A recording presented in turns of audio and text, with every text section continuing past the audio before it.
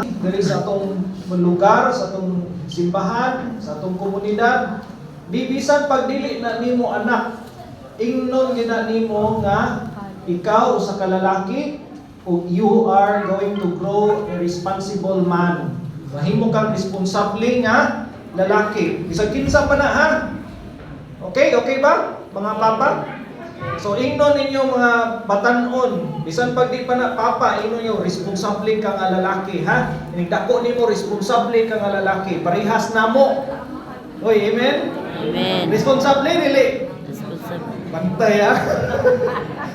Responsable nga mga lalaki. So i-encourage po ninyo mga batan-on nga mga lalaki, mo niya to mga modelo, mga papa ha. Sila mga responsable nga amahan. Okay, sige, akong gihangyo ang mga young people to give and honor our fathers today with gifts. So, happy Father's Day!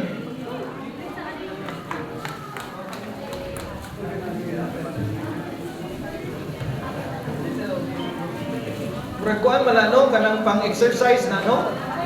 Sudlanan sa cellphone para mag-jogging. Mag-joggingon? Iyay, nagapasulangan sa kamungdagan.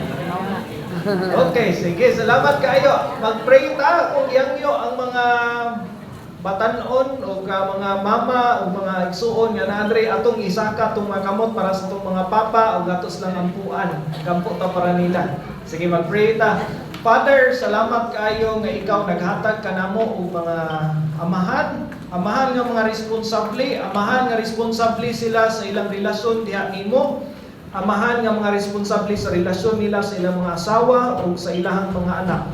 Salamat kayo Dios nga ikaw naghatag kanamo og mga amahan nga muduyog o muuna gyud sa paghatag og relasyon sa Dios. Salamat kayo Dios nga ikaw naghatiman kanila, naghatag kanila may panglawas o bisan pa man o Dios sa ilang matag adlaw nga pagbiyahe nagprotektar kanila. Salamat kayo man sa mga kalalakinan o sa mga amahan nga naa diri karon. Salamat o Dios sa ngalan ni Jesus. Amen. Kadit sa mga lalaki palihog tindog kaning mga lalaki na adiri sa congregation tindog mo be. Tindog. Ay, thank you. Tindog mga papa, mga batanon lalaki ha. Kaluwa. Sige. Wala pa din. Ano tindog mga batanon na lalaki? O mga lalaki, tindog. Mga papa, tanawan ninyo ni mga batanon nga naa diri kaning mga